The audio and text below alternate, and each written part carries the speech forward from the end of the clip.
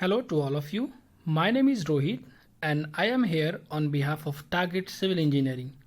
The few questions I am discussing here about the building material, 3 questions is there. So let's start. The first question is which of the following statement is are correct regarding the strength of cement? Statement 1 is particle size less than 3 micrometer micron increase the viscous nature of the cement.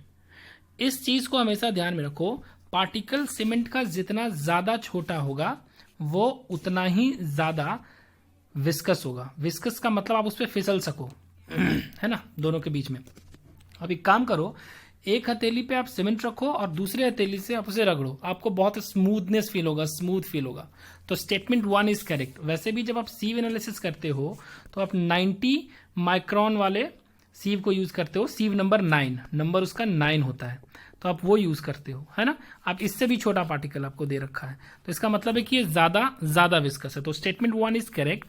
Second one, statement is a finer particle in the cement can be replaced by fly ash to improve the strength. Very good. जब PPC की हम बात करते हैं ना, Portland pozzolana cement, वहां पर भी पोजोलाना फ्लाई एश को पोजोलाना मटेरियल के तौर पे यूज करते हैं 25 to 40%, और वहां पे हम उसे रिप्लेस करते हैं. तो यहाँ फाइनल पार्टिकल्स को, तो यहाँ पे भी रिप्लेस होगा, तो ये सही है.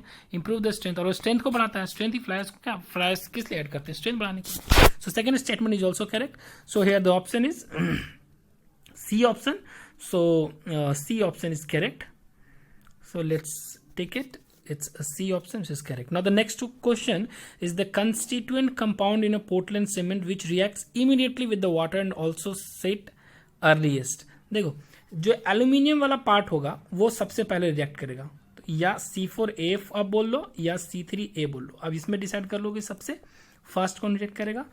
सबसे पहले रिएक्ट करेगा यही C4AF, क्योंकि ये बोल कह रहा है immediately react and also set earliest, यही रिएक्ट करेगा. तो option is tetra calcium aluminate. Option is D.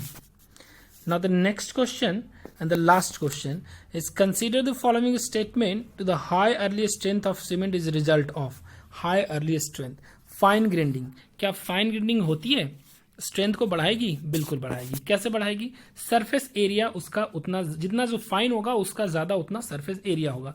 Let's say OPC की सरफेस एरिया होती है 225 मीटर स्क्वायर पर केजी. जो बुक्स में क्वेश्चंस दे रखे हैं वो जो ये इंफॉर्मेशन दे रखा है वो 2250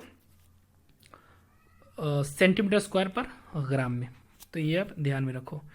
और ओपीसी को छोड़ो, मान लो ओपीसी नहीं है, रैपिड हार्डनिंग सीमेंट है, पॉसिबल है ना, रैपिड हार्डनिंग सीमेंट रहेगी या फिर कोई और सीमेंट रहेगा, दूसरे टाइप की सीमेंट रहेगी, तो सबकी सेम तो होने नहीं वाली, सबकी अलग अलग होगी. तो ओपीसी और एचएससी की सेम ही होती है, ये ध्यान में रखना, क्योंकि अब बात हो रही है इसकी फाइन ग्राइंडिंग की. तो आप ये चीज़ ध्यान रखना कि ओपीसी और एचएससी दोनों की सेम ही होती है स्पेसिफिक सरफेस एरिया और फाइन, जिससे हम फाइननेस डिपेंड करेंगे, डिसाइड करेंगे. और this is a 2250 unit gram centimetre square पर ग्राम. ये चीज ध्यान में रखना. अब पीपीसी हो गया, जहां पर अभी मैंने बात करी कि फ्लाई एश यूज करके हम उसे बनाते हैं. इसकी यूज करोगे तो वो 300 के आसपास आएगा. 3000 सेंटीमीटर स्क्वायर पर ग्राम. और लो हिट सीमेंट की बात करोगे तो 3200.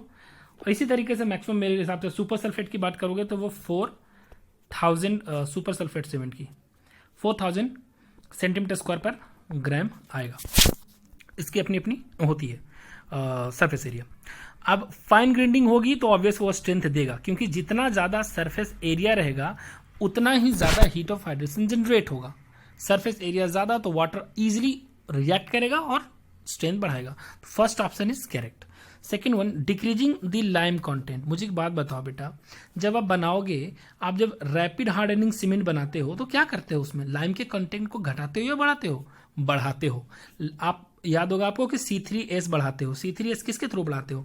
लाइम के कंटेंट को बढ़ा के ही C3S को बढ़ाया जाता है. तो लाइम के कंटेंट को आप घटाकर सोच रहे हो कि अर्ली स्ट्रेंथ लेके आ जाए, तो पॉसिबल नहीं है. So second statement is wrong. Now the third one, burning at a high temperature. जब हाई टेम्परेचर पे बर्न करोगे ना तो क्लिंकर अच्छे तैयार होंगे और जितने भी ऑक्सीडेशन प्रोसेस होने होंगे उसमें वो सारे ऑक्सीडेशन होंगे, कैल्सिनेशन वाले प्रोसेस जितने भी होंगे वो सब अच्छे तरीके से होंगे। तो अच्छे तरीके से होंगे तो उनके जो प्रोडक्ट बनेंगे वो भी फाइनल प्रोडक्ट जो होगा वो वही बनेगा, बाय प्रोडक्ट बन के कुछ छूटेगा नहीं। तो जितना अच्छी बर्निंग टेम्परेचर होगी सीमेंट की क्वालिटी उतनी अच्छी होगी, हाई स्ट्रेंथ निकालने में वो बहुत ही सपोर्टेबल होगा। तो strength option 3 is also correct. Now the option 4 is increasing the quantity of gypsum. देखो बेटा, जिप्सम ऐड ही क्यों करते हैं? क्लिंकर के टाइम में जिप्सम इसलिए ऐड करते हैं, जब हम क्लिंकर बन जाता है सीमेंट का और उसके बाद हम उसे ग्राउंडिंग करते हैं, मिक्सिंग कर रहे होते हैं, तो हम जिप्सम ऐड करते हैं 3 to 4%। कई कई बुक में 2 to 3% ही है, शायद यही आंसर है। 2 to 3% जब हम इसे ऐड करते हैं जिप्सम को, तो 2 to 3% इसलिए ऐड करते हैं ताकि उसका इनिशियल जो सेटिंग हो ना, सेटिंग टाइम बढ़ जाए। मतलब वो इनिशियल सेट ना हो जाए, तुरंत गेट सेट ना हो जाए, तुरंत फ्लैश सेटिंग ना हो जाए, उससे उसको बचाने के लिए। तो ये देर से सेटिंग करवाता है। पर यहां तो बोल रहा है कि अर्ली सेटिंग आनी चाहिए, तो क्या जिप्सम की क्वांटिटी बढ़ाएंगे? नहीं, तो ये गलत हो गया। ऑप्शन सही कौन कौन सा हो गया? लाइम कंटेंट को हमने कम किया था, ये गलत है, गलत है बिल्कुल। Option 1 and 3 is correct, so B option is correct. That's it, thank you.